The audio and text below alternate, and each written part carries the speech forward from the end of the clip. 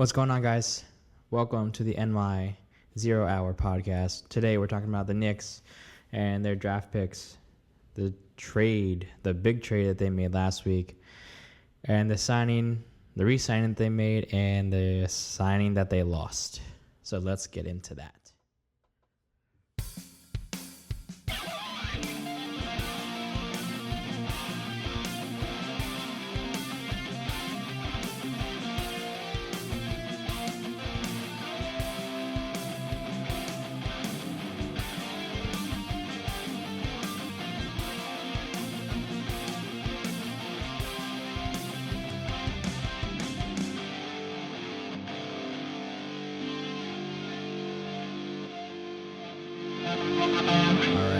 Let's start with the Mikal Bridges trade that happened last week. Was not expecting that to happen, at least when it did. Very just out of the blue. No one had really been talking about it too much since the season ended. And then all of a sudden I get the Woj notification and I'm like, oh, I probably can't say what I actually said, but I was very shocked. Now I'm really happy because I know our guys are ecstatic that this is happening. You know, the Nova boys are going to run this Eastern Conference. It's going to be crazy. We haven't had a team built like this, like the past two seasons. Well, last season and this upcoming season in a long time. Granted, I haven't been alive too long compared to the teams that we had in the 90s and all that. But Melo never had a team like this. And, surprisingly, they never tried. But now we have a front office that does try. And they're really trying. So, what we are getting now with Mikal Bridges, this is going to help on so many levels. Partially with the guys. Brunson, Hart, DiVincenzo. They've known Bridges since college. They played with him. They won championships. So they're going to bring an extra boost of positivity to the locker room, to the bench, to the court. And that's what we need. Keep these guys positive, because if things go south mentally for everybody, it's not going to be good. And knowing that firsthand from the Mets, look at their turnaround in June alone. They talked, they got it together, and they were playing really well. So, and we're also getting an elite defender, more so in his Sun days when he was there, because the Nets that wasn't what they wanted from him. They wanted him to be their guy with a team that wasn't built very well either. Sorry, Nets fans, that's just the truth. Mikal played really well for them. But he ended up having to be like a one-man show. I know they have a couple other pieces, but, the numbers say otherwise. That Mikal was doing a bunch of the work. Mikal hasn't missed a game in his whole career, even with the shortened season. So, Woj talking about the Klay Thompson trade and all that. Sorry to my friend Jordan. I know you're going to be listening to this. Sorry about it. But, yeah, you could see in some clips of recent from Mikal that he got a little bit lazy with his defense close to the end of the season. But that's because he wanted to get out of there. He saw how much fun we were having over here. He wanted to join his buddies and the winning culture that was over here. So we'll see what happens when the year comes. But listen, his stats last season, he had the highest amount of points, assists, rebounds, specifically defensive rebounds, but also the most turnovers by a wide margin in his career. He had with 164 turnovers. But like I said, he had to do almost everything for the Nets. So you win some, you lose some over there.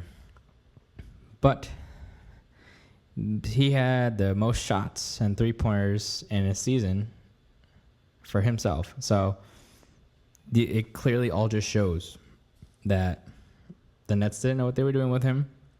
They tried pushing him too much, and you get some results, but you're not going to get all the results when stuff like that happens. But for his career, he is shooting 48% and 37.5% from three. So next we'll talk about where is he going to fit in. Like, will he get in the starting five? I think so. My potential starting five is obviously Brunson.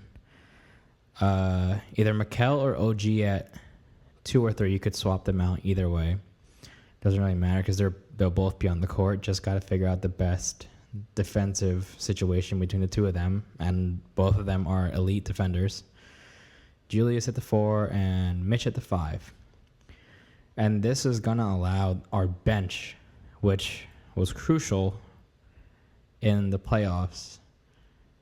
It's going to allow our bench to have people that we can rely on. Deuce, we've had the chance to rely on, but he also had some games in the playoffs where he just wasn't existent off the bench. The first game against the Sixers, which I was at, he lit it up. He had 21 points. But other than that, he had a couple sparks throughout the playoffs, and throughout the season, he had a chunk of really good games. But there was also games where he just wasn't there. I know we had Grimes for a bit, and Grimes was the one taking his spot. But still, take advantage of the minutes, do your thing. And he was. But he'll also have DiVincenzo on the bench, which, you could argue, too, he could start. But I don't know. That's just what I'm thinking. And then Josh Hart, too, off the bench. And if we keep Precious Achiuwa, he could be the 4 or maybe the 5. And then obviously Jericho Sims is still here. I personally don't care for Jericho Sims. I think he's been very hit or miss when he does get the playing time. Mainly miss, especially catching passes, because there's been so many times where he just can't catch a bounce pass when it's right there for him to get. Obviously he's quick, he can move, but you got to have all the other assets to stay on the court. And clearly Thibs didn't think he did. So obviously there's still a chance he could figure it out, turn it around in the offseason, and earn that spot to come off the bench. With now Hartenstein being gone, which sucks. We'll also get to that, but we'll see. I think our bench is going to be really big for us, especially if Thibs is going to be running the same amount of minutes for everybody like last year and how the year ended. And there goes my dog. Nice. But we'll see. Now let's get to the whole OG Anunoby re-signing. So we have seen what OG is capable of. Playoffs, regular season. We were 20-3 with him in the regular season. And had a pretty good record with him in the playoffs until he went down with that injury. Which, man, he was going crazy that game. And it sucks the way his year really ended at that point. Like, he came back for the last game, but he wasn't able to really do much. He played a couple minutes and then he was done. He couldn't even play the rest of the game. But we know he's a shooter. He's a great defender. He can do it all on the court. He guarded Embiid really well, almost as good as Mitch, and the numbers showed. But the next 5 years, we can count on him unless they decide to go a different direction at some point. But the only issue I do see with this is just his injury history. He hasn't played a full season at all in his career. So it's very similar to how Mitch is, even though it's a little different because Mitch has had a lot of leg injuries. OG had the arm injury this year that kept him out a chunk of his time with us. And then obviously the leg injury in the playoffs. But let's see. The closest he's ever gotten to a full season was 70 games, and that was his rookie year. He had another close year with just under 70 games, but I don't know. We'll see how that is. He was shooting just under 50% with us, and he clearly helped out with the injured rotation we had with Randall being out. It allowed Josh Hart to be on the court more, which, he's had mixed feelings about his numbers, but he'll always say he won't complain about it. But yeah, that's how I really feel about the OG situation. I'm really happy we got him. I think he's really going to help us. And like I said before, him, Mikal, and Mitch, that starting rotation with them in it, and then their defensive skills, we're going to have great starts to games, hopefully. And, great in-game moments of getting steals, getting blocks, so stopping the three-point shot, because that was something we did struggle with at times. And, yeah. So let's talk about this whole draft. Not the whole draft. We're going to talk about really Dadier and Kolek, because those are the bigger names being talked about right now. And Kolek is being compared to T.J. McConnell, the guy who really pissed a lot of us off. We played the Pacers. But Kolek started every single game he played at Marquette. He can grab some rebounds, mostly defensive rebounds this past season in college. But he can really pass the ball, find the open man with crafty moves, which you can find in his highlight videos.